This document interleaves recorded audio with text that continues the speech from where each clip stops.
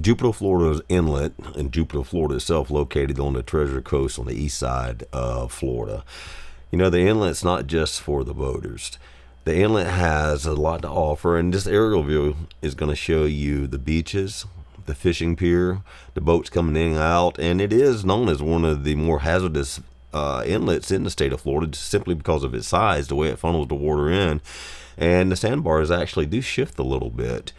But what we're going to talk about in this video is everything that the Jupiter Inlet area has to offer, from the lagoons to, of course, the boating, to the fishing, the Jupiter Lighthouse, which, you know, is a staple point of the town of Jupiter. And again, we do have, as you can see here, there are plenty of people here that have those mega yachts, and just Jupiter's known for the rich and the famous, and especially just as a little bit of party town. Those of you that like to fish offshore, you won't find a better reef system, and you won't find a better area to go scuba diving. But I'm gonna focus a little bit on this, just the area, and I'm gonna give you some aerial views, and I'm also gonna give you some walking view. I'm gonna take my boat out and show you what it's like to enter that inlet, and some of the views you'll catch as you take your boat through the inlet to take it to, let's say, Burt Reynolds State Park, which is a local launch spot for a lot of the boaters, but it's also a spot where a lot of people go out and they just hang out. There's picnic areas. There's even a little bit of a museum there, talking a little bit about the area and a lot of the sea life there. So I hope you enjoyed the video. Like and subscribe, leave some comments, ring that bell. Come join me and my wife, and let's discuss a little bit what Jupiter has to offer. Right now we're on the south side of the inlet, just walking up here where everybody walks down to get a good view of all the boats coming in. Some beautiful homes on this inlet. And as you can see, even on a really nice calm day like today, the water's churning pretty good. There's always water churning, and there's always a very strong current here. Yeah, Laura and I actually came down here and caught ourselves going to do a little snorkeling off of Juno Beach Pier, right? Yeah, yes. About a mile from here, and I jumped in, and she was yelling at me that I was not making any headway, and I was not struggling, but I had to actually put a little effort into getting out of there. Back to the boat. Yeah, back to the boat. I grabbed hold of our rope, our dive flag rope. Yep. Note to self, just because you see the buoys in the water does not mean they're meant for everybody to tie off on. They were actually for water rescue. Yeah, actually. We found out after talking to Coast Guard or lifeguard? Lifeguard, yeah. Look how close this guy is to the rocks. Like I said, there's a floating sandbar. The locals know it well. So if you ever come down here and you pull your boat down here, you need to do a little research on the local inlets. And there is a little walk that you can walk down, and it's got protected rails and everything. I've actually, on really bad weather, when the storms come in, you can actually see the waves crashing up against these rocks right here, and I mean, it's unique, it's different. Okay, this is the lagoon at Jupiter Park. Trying to get some stable footage here. I've already taken the gimbal off. All the way around the park and across the park, there's plenty of room for the kids to play, plenty of sand, and a lifeguard tower. So it's not just for the boaters, like I was saying at the beginning of the video.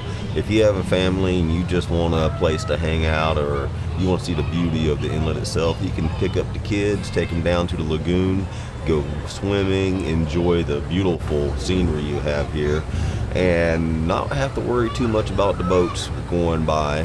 And the lagoon itself isn't much more than knee deep on our boat, and I sped it up a little bit because it takes a little while. You have to throttle down and come to an idle, no wake zone. You can see up here ahead of us on the right, you see a lot of boats. A lot of the locals will go out no beach to boat up there. That actually is the intercoastal waterway that's cut in from all the way down around Miami all the way up the east coast of Florida. Now up here on the forward bow you see the Jupiter Lighthouse. Now that lighthouse is an experience in and of itself, and I'll throw a few slides in here just to give you an idea just how beautiful it is. You can spend a day out there with the kids and just walking and enjoying. It was also at one point a Coast Guard site, and it's since been closed, but the park is still open, and like I said, it's an area that you can go and enjoy. Now this area right here is some of the man-made beauty of Jupiter. This is one of the bridges. I believe this is Fedora A1A that you pass up underneath, and in the foreground there you see there is also train tracks, a couple more bridges, and there's parks dotted all around these waterways here. We're actually headed over to the Burt Reynolds State Park, and we're gonna dock the boat and walk around there a little bit just to show you what that area has to offer. As you pass up underneath the first bridge, you're gonna turn slightly to the left, and if you look to your right, there's actually another park over there and another waterway, homes and parks all throughout here, like I was saying. Now we're actually headed to Burt Reynolds State Park right now, and you'll see here in just a moment we've docked the boat, and we're just gonna take a walk down the river walk here where all the boats come and go and the restaurants are located. Now this little area right here is really protected. The boats have to stay at idle speed, and people out there on their paddle boards, kayaks. I don't know what that fellow was on that just passed by us, but it was motorized. And this area right here, it actually has a walkway all the way around. You can dock your boats here, and a little further up is where all the boaters put in at to head out to the inlet itself. There are also a lot of restaurants located in this area that you can either take your boat to or you can walk to, depending on if you're willing to walk across the bridge. But the park itself, you're going to see right here, is actually a pretty unique park, well kept. And as you can see here in just a moment, there's plenty of parking, whether you're here to put your boat in the water or if you're just going to be here to enjoy the park. There's restrooms throughout the park itself.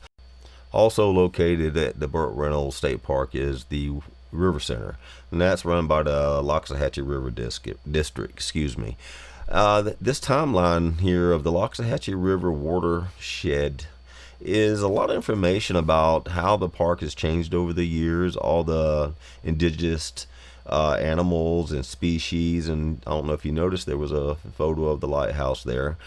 Today that Laura and I came here, unfortunately it was closed and we didn't get a chance to go inside, but if you are ever in Jupiter, walk over there and go inside and see what it has to offer. I have gone in there and there is a lot there, especially for the children, and it is a very educating experience for them. It'll let them know how to protect the environment, why we should protect the environment, and there is a little gift store also that you can pick up a little item here and there.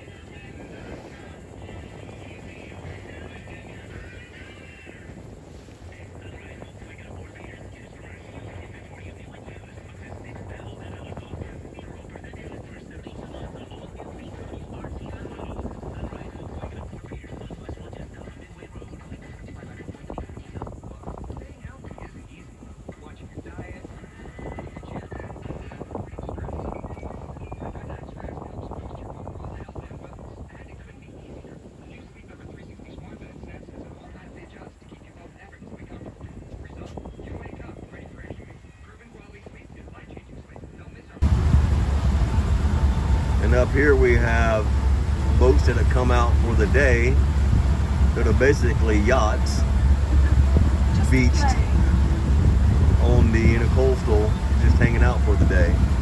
Oh, a little party barge. And a little party barge. Starting to see more and more of those. Yep.